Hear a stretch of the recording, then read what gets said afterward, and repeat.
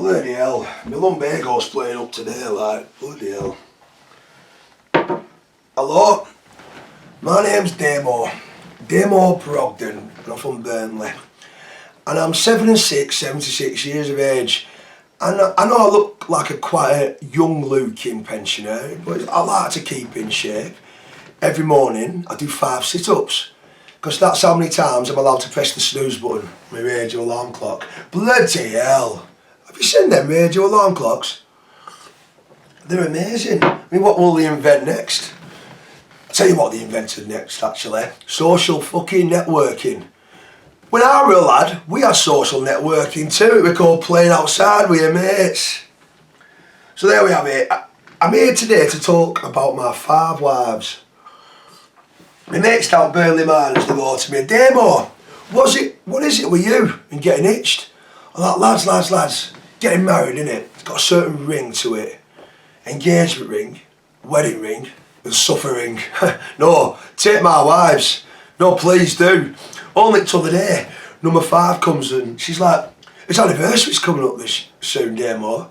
I want to go somewhere fresh, somewhere exciting, somewhere exotic. I said, try kitchen. I mean, don't get me wrong. I'm a very liberal pensioner and we live in a very modern household. I do all cooking, she does all cleaning. Anyway, t'other day I made us tea. It was a nice corned beef hash, lovely it was. And I just finished making it and I thought I'd just watch a bit of daytime telly. So I was watching that programme, Friends. Have you seen that Friends programme? Oh, it's dead good. But that Rachel, she's a right slag. She'll go with anyone. But, back to the story. Number 5 comes in from work. Oh my God, she was shattered, she was. She'd been doing overtime, she'd been on her feet all day. She comes in, she says, Damo, you look comfy. What's on telly? I'm like, dust. It's not going to clean itself, love. Oh, bloody hell, she weren't happy. She comes to me, she goes, Damo, you're going to be really sorry. I'm going to leave you. I said, make your mind up, love, which one? Turns out she was having one of them turns, what women have in their heads, them turns. So I went to the doctors, I said, Doctor, you don't have any sleeping pills for wife, do you? He goes, wow, what's the matter, Mr. Brogden? I said, she keeps waking up. So there we have it, that's number 5. But we're going to go right back to the beginning, to number 1. Oh, we were too young, you know. We were very much in love, but we should never have got married. We were far too young. I met her down Burnley Open Market. I was on Jean's stall it was. She was working there and I was buying myself a nice pair of chinos. Anyway, we fell in love over many a romantic black pudding. And before too long I thought, I love this woman. She's my soulmate, love her to bits. I'm going to marry this woman. So I thought I'd make it a right romantic occasion and I made her a favourite meal, faggot chips and gravy. She loves it. I thought, oh, do you know what, I'm going to get a bottle of wine and get a piss, she might say, yeah. So I went to the corner shop. It's a Bengali guy from Bangladesh, like, I won't do it, boys. And I goes in and I goes, mate, I'm just about to propose to a girlfriend. Do you have any wine? And he goes, oh, what are you looking, Mr. Brogden? I've got a lovely bottle of Blue Nun in. I'm like, real do. How much is that, mate? He goes, £3. I'm like, oh, right, nice one. Gives him £3, starts leaving shop. I hear this, Damo! I'm like, what? He says you can have 2 of them for a £5. I goes, can I have one worth £2, mate? Honestly, them Bengalis, they're right rip-off merchants. I don't mind the Bengalis, but I'll tell you what I don't like. Chinese. They never open on Mondays. Bloody hell. I get my pension, go down Burnley Miners, have a game of Domino's, and you know when you fancy a nice takeaway, end of it, can't get one. I have to go to Mumble's for a kebab. Honestly, it tastes the same going out as it does going in, that one. It's fucking spicy. So, anyway, I got number 1 piss. She said, yeah. I was well made up, chuffed to bits I was. And wedding day came round. Oh my, what a day that was. Well, it was grand. And you never seen 2 more happy people than her mum and dad. They comes up to me, they went, Damo, we like you. And it's not so much like we are losing a daughter. It's more like we're gaining a bathroom. Yeah. Oh my God. Bloody hell, our sex life, straight off bat. Straight away on honeymoon. We nearly had it every night, yeah.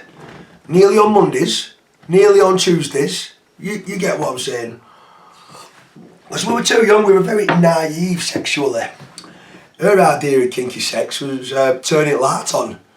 She's like, Damo, you can see all my bits and bobs. I'm like, that's the bloody idea, love. But I weren't much better myself, you know, I weren't much better. It took me years to find that clitoris, you know, where did I find it? Again, it's just on the tip of my tongue. Doncaster, that's where I found it, bloody hell. But we did have enough sex, me and number one, for her to get pregnant. And I remember the day she gave birth, right, I was working down at Orange Factory in Paddington, and foreman comes in, Brogden! I'm like, what? He says, your wife's in labour. I'm like, bloody hell. I said, can I clock off early, mate? He said, of course you can. So I sets off to Burnley General, but it was 3 buses away. By the time I've got there, she's given birth to twins. I walked in, I was fuming. She's like, what's up with you, Deb? I said, which one of them, mint man? Turns out, twins are a miracle of nature.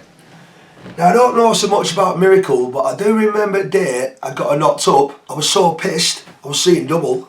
Yeah. So there we go, our twins were born, Anna and our Andy. Bloody hell, Andy was right knobhead, he still is. It was one of them emus, you know them emus? Cost me a fortune, it did. He kept coming in, I was going, Dad, I'm really cool. That, can't turn eating it up anymore, son. Costing me a fortune. But it was our Anna I loved the most, apple of my eye she is. She was very, very intelligent. At the age of 3, our Anna, she could spell her name backwards. It was amazing. And she went to that university. She went to university, first one of the Brogdens ever to do so, very clever. She went to study social anthropology.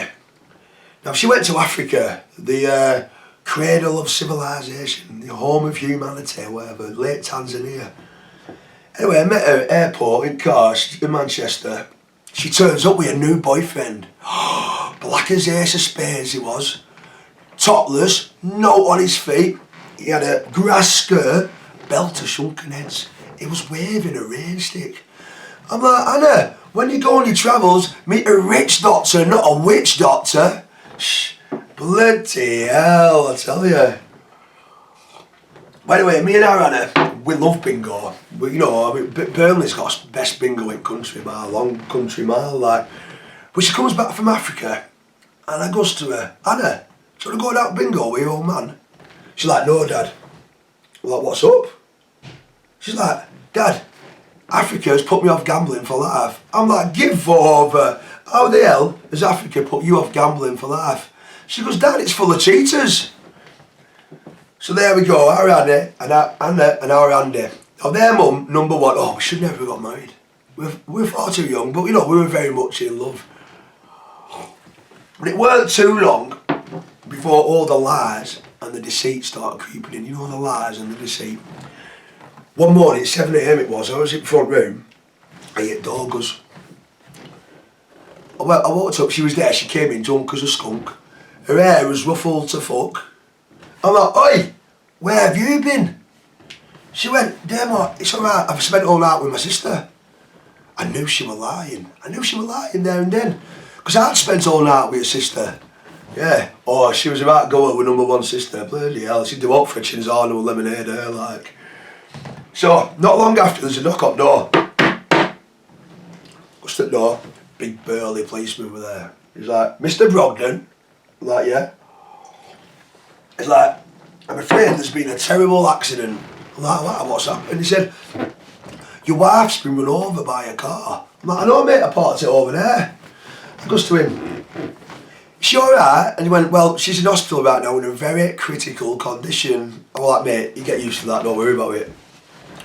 Unfortunately, she passed away from her injuries, and apparently it's illegal to run over your wife in this country. I didn't fucking know. 7 years for manslaughter in strange ways. Anyways, I came out, I was gasping for a decent pint and some soft toilet roll. First thing I did was have a shit down Burnley Miners.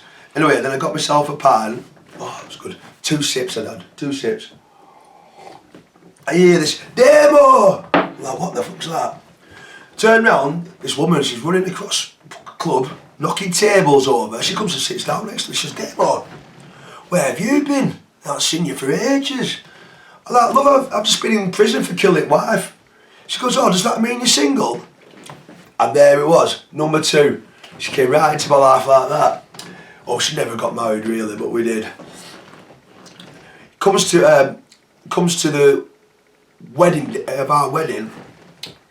We had it down reception down Burnley Manors, cheap ale it is down there, and I got so drunk I slept through honeymoon. It was a week in Morecambe. She couldn't wake me up. She was well, unconsummated vows or something. She said, got off to a right bad start. Me and her. We never got over it, to tell you the truth. Dragged it out for years. We had some right ding dongs, honestly. But being man round now, so I mentioned I always got last words in every argument. Yeah. Sorry, love. You know, she was fierce, but she had this Latino temperament because her mum was Italian. She was half Italian, was number 2. Her mum was called Francesca Paglia. P-A-G-L-I-A. The G was silent. It's the only bit where that was. Bloody hell, she didn't like me at all. We didn't like her, to tell you the truth. She goes to me, Damo, if you were my husband, I would poison your pasta. Like, though, if you were my wife, I'd fucking eat it. Bloody hell. Oh, it's just getting a bit cold in it. It's getting a bit cold today. You know, I think it's something to do with my circulation. You know, I'm 76. But I do like to keep in shape, you know. Till the day, I went down Burnley gym. And I walked in, big guy there, you know, one of those like Adonis's guys, instructor. I said, mate, I want to join your Pilates class. He looks me up and down and he goes, you're a bit old, are you, Mr. Brogden? I'm like, I'm alright, so are you healthy? I said, yeah, good. He said, how flexible are you? I said, I can do Mondays and Tuesdays on way to bingo. So, yeah. So we ended up doing the Pilates. And then I was right good at it. Just about there. And they said, Damo, you're not bad at that. Do you want to try some yoga? Well, I tried it for a bit, but I had to give it up. It was just too much of a stretch. I'll go through that. So, back to number 2. Oh, we should never have got married. We dragged it on for far too long, right, and we had some right ding-dongs. The end came. The final straw. I've been drinking with Jimmy Bruce down at Burnley Manors. Oh, we got rat arse, mate. I was steaming. Got taxi, staggers out at taxi, starts putting my key at door.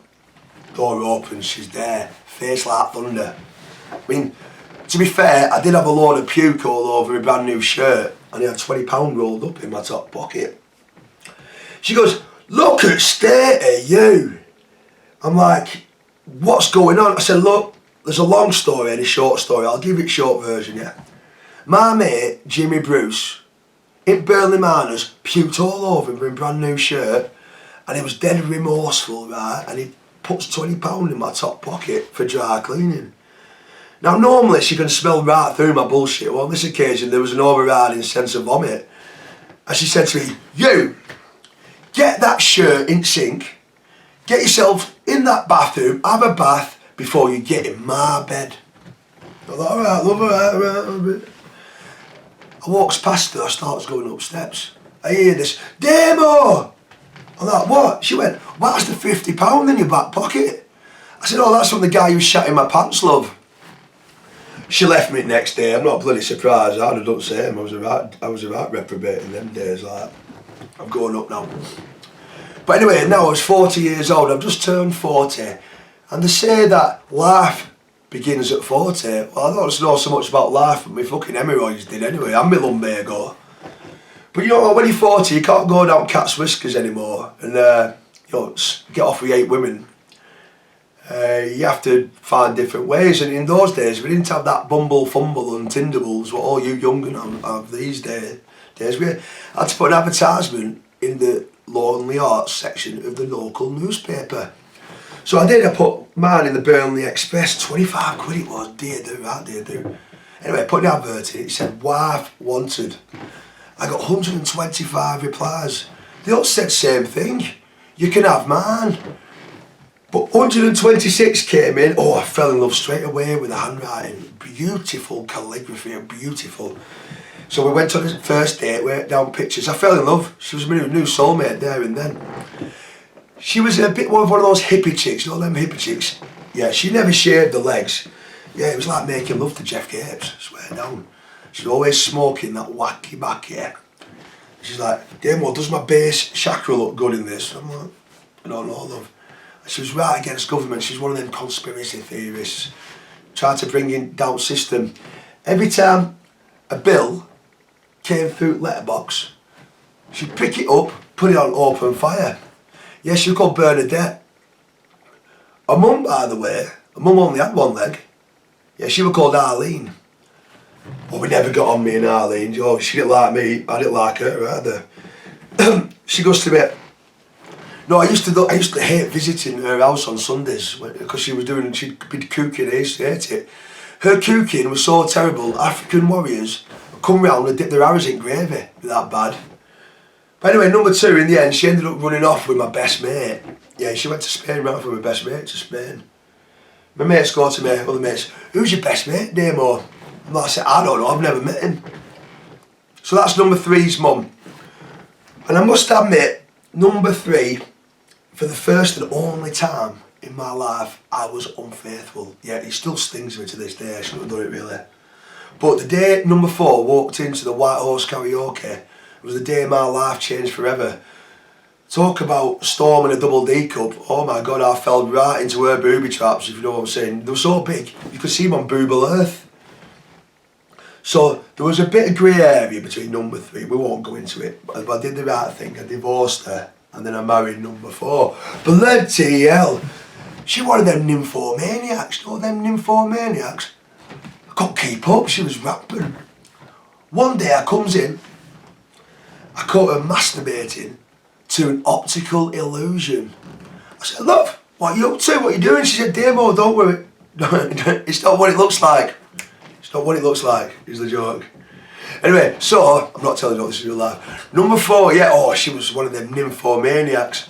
I couldn't keep up. In the end, I went flaccid. I went to the doctors. I'm like, doctor, you got to help me. I'm married to a nymphomaniac. She sucked every last drop of sexual energy from me. He's like, oh, you're in luck, Mr. Brogden. I'm like, what? He says, there's a new drug coming. You just take it off, you'll be up all night. I'm like, what? Going down to Hacienda?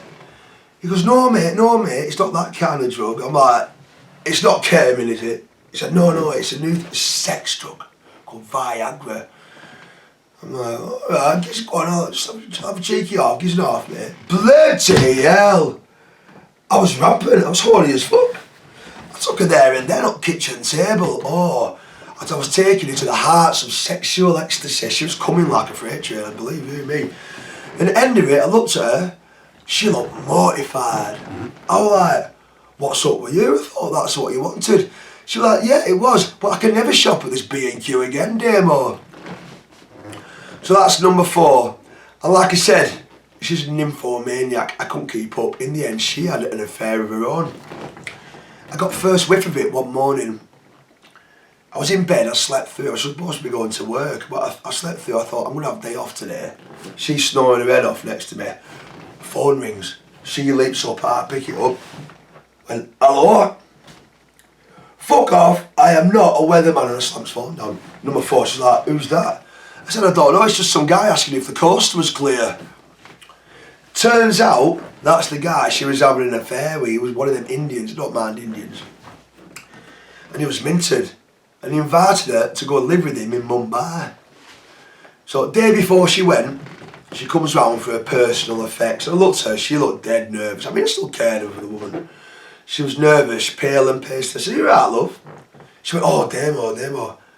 I'm moving to India, it's a brand new country, whole new food, language, everything. I'm right nervous about it. I said, love, don't worry. I heard the worship cows.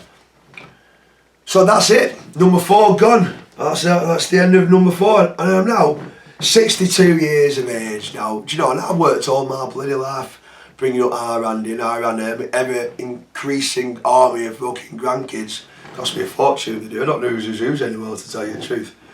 But now, I'm 62 years old. And I think, you know what, I'm going to take an early retirement. I've worked hard. So my last job, I was a human bullet, ladies and gentlemen. They used to put on a bullet helmet on my head, put me into a giant gun, fire me 50 feet into air, into a safety net. I was dead good at it, I was dead at best. I went to the lads, I said, lads, I'm going to give it up, I'm retiring early. They said, Damo, what are you on about? I said, no, time's come. They said, Damo, please don't do it. Where are we going to get a bullet of your calibre again? But that was my last job. My first job, if I remember, straight from school I was got a job in an orange juice factory. But I gave that up after a bit, I just couldn't concentrate. Then I got a job in a gymnasium, but they let me go in the end, I just wasn't fit for the job. Then I started working in a pet shop, but I got sacked from that. They caught me with my hands in the trill. Then I got into doing them history walks, right? Got history walks, but there's just no future in it. And in recent years, I've been I tried to sell some wacky backy online, but I just couldn't find ASCII. So that's my work history. Now, I'm 76. I've actually got a 6-year-old son with a number 5, our Harry. I had him when I was 70. Now, there's not wrong being a septuagenarian father, because I was up all night needing a piss anyway, you know. But anyway, I decided I didn't have enough money to bring up a baby as well, so I needed to get a new revenue stream. So I've decided to be a stand-up comedian. Yeah. I'm going up to the Edinburgh Fringe right quite soon. I'm a bit nervous actually, I've heard they're all fucking knobheads up there. But I'm going to go up anyway. And I've got a stand-up set. Do you want to hear my set? Hear some of my jokes on my Edinburgh Fringe set? Right, here we go. Did you hear about the actor who fell through a trapdoor? Don't worry about it, it's just the stage he's going through. Yeah, it's good enough, isn't it? How do you murder a circus? Go for the juggler. Yeah, that's very award-winning shit, that is. And how do you find Will Smith in the snow? Follow the Fresh Prince. And finally, did you hear about the psychic medium? Oh no, psychic midget who escaped from Burnley? Yeah, the police are looking for a small, medium at large. So, that's my new career. Anyway, I got reviewed by Steve Bennett from Total Who was a right dick. He goes, Damo Brogden is not a comedian. He's nothing but a racist, homophobic, misogynist. Well, what's wrong with that? I don't even know what misogynist means, to tell you the truth. Now, where was I? Oh yeah, wife number 5. That's, I love her to bits, love her my life, my new soulmate. She's actually 40 years younger than me, you know, and it's quite funny seeing her in action, you know, because I used to be a bit of a playboy party lover when I was her age. I used to love going to every hip new joint. Now all I'm concerned about is a new hip joint. But you know, like I said, I like to keep in shape, and recently I've qualified for over 75s football. Yeah, it turns out I'm dead good at dribbling. Yeah. But bloody hell, talking football, did you watch that Women's World Cup recently? Bloody hell, they spend more time playing with their hair net than the hair bubbles than they do kicking a ball around. So anyway, that's I'm now married to a woman 40 years younger. I'm a mates down club, they go, Damo, how the hell do you maintain marital relations with a woman that age? I said, lads, it's easy. There's 2 pillars to every good marriage. First off, loyalty. Now I'm well loyal. I'm like one of those turds you can't flush. I'm that loyal. And secondly, you've got to maintain healthy sexual relations. Now, in the bedroom, ladies and gentlemen, I'm a complete winner. Yeah, I always finish first. Yeah. But saying that, we're number 5 on our honeymoon, right? She'd made me wait. My balls were like watermelons. Well, more like water balloons at my age. Anyway, on honeymoon, we were making love for the first time. Oh, I was loving it. I thought it was dead romantic. End of it, she goes, Damo, you are a terrible lover. Oh, what are you on about? She goes, no, that was awful. I said, love, how could you come to that conclusion after only 20 seconds? Talk about snap decision. So, there we go. Me and number 5, 40 years younger than me. I'll tell you who else is younger than me. Her mum. Yeah, I'm sure I got offered on Burnley Cats Whiskers in 1983. Yeah. Talk about the elephant in the room. Like, it's weird. Who is? Have you ever shagged the elephant in the room? Yeah, it's not cool. But she does help us with our Harry, it's her grandson, right? And not so long ago, he comes rushing in the house from school. I've never seen him so excited.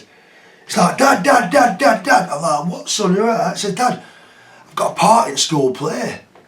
I'm like, real dude, what is it? Tell me all about it. He goes to me, Dad, I'm going to play a married man just like you. I'm like, oh, come here, son, don't worry about it. Maybe next time you'll get a speaking part, eh? So that's my family. You know, I am now the patriarch of my epic tribe, and there's loads of them. And we all like to get together for big family do. It's great fun. I love to see them all together. I don't know who's like, all the names, but it's good. Anyway, other day was one of granddaughter's birthdays. So we went all round to our Andy's, always great dude, gin rummy, there was a nice buffet spread, karaoke, we had a right good time. But our Andy goes, Dad, come with me, kids are doing me head in. I need to go to my man cave. So we took me in his man cave.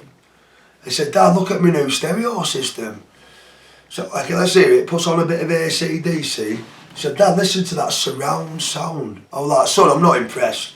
Not impressed at all. He goes, why? I said, I get surround sound every time mother-in-law comes to visit. She's got this very annoying habit, you know, mother-in-law. She keeps coming round to visit. So there we go.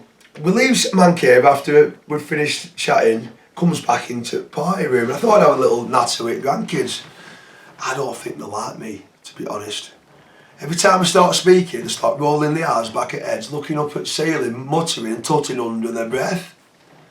I goes to eldest granddaughter, I said, what's going on? They were like, Grandad, you've got no filters. I said, I don't smoke and roll in tobacco, darling. She said, no, social filters, they think you're homophobic. I'm like, oh, give over, homophobic my arse. I don't mind them homosexuals, right, but never let them in kitchen, no. Puff pastry, fairy cakes, bloody hell, what's wrong with a nice meat and potato pie? And them lesbians, I don't mind lesbians, don't mind them at all, but what I don't like is lesbian porn. Bloody hell, there's too many boobs, don't know who's can't keep up. So I was talking to granddaughter, she said, Grandad, things are changing these days. I said, what? I said, you're not a man anymore. I said, what are you on about? She went, you are he, him. I'm like, what? I said, what are you then? She said, I am a she, her. I said, what, he, man and she, right? She goes, no, Grandad. And she starts going on about it, and bloody hell, all this LGBTQY, MCA stuff goes right over my head. But it's just a generational thing, I think. You know, I come from the generation that beat Hitler. My dad were in the war and everything.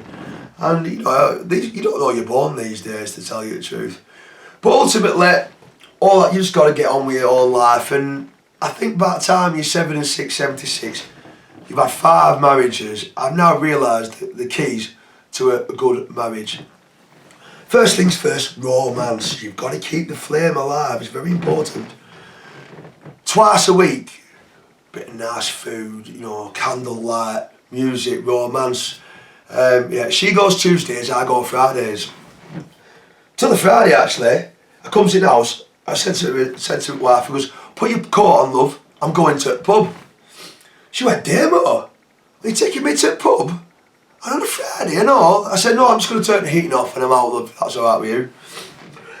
Secondly, healthy sexual relations, very, very important. Other day, number 5 came in, she was very horny. She went, Damo, do you want some super sex? I was like, I'll have the soup tonight, please, love. So she does the right nice minestrone. But then we do have sex, me and number 5, and our favourite position is doggy style. Yeah, because it means you get to watch Countdown at the same time. Oh, I love Countdown, but it hasn't been same. It hasn't been same since Kel Vorderman left. Bloody hell, we all had a crush on Kel Vorderman down at Burnley Miners. Tell you what, them toilet cubicles are busy in the afternoon, believe you me. And I made a terrible faux pas once. I was with number 3 and we were making love, and as I was reaching the heights of sexual ecstasy, as I climaxed, I went, oh, Carol! Bloody hell, she stopped what she was doing right there, and then she went, excuse me?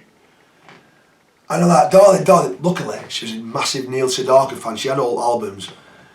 And she goes, and I goes to her, look, darling, as we were making love to the beautiful music of our love making, I decided I would sing your favourite song by Neil Sedaka or Carol. And she fell for it, up, line and sinker. She went Brighton's training box. And yeah, ladies and gentlemen, you don't mind if I play that song for you to finish my show? And I've just realised I haven't got that fucking tune set up. But I do have time for my last gag. And I haven't set that up either. This is my last gag. I go, oh bloody hell, my Tinder balls has pinged. Yes, yes, yeah, yes, yes, yes, yes. I tell you what, I don't mind these Tinder balls, but it plays havoc with your rheumatoid arthritis. Boom. Then all call bad, you'll stalker. That's my show. I was long, half an hour.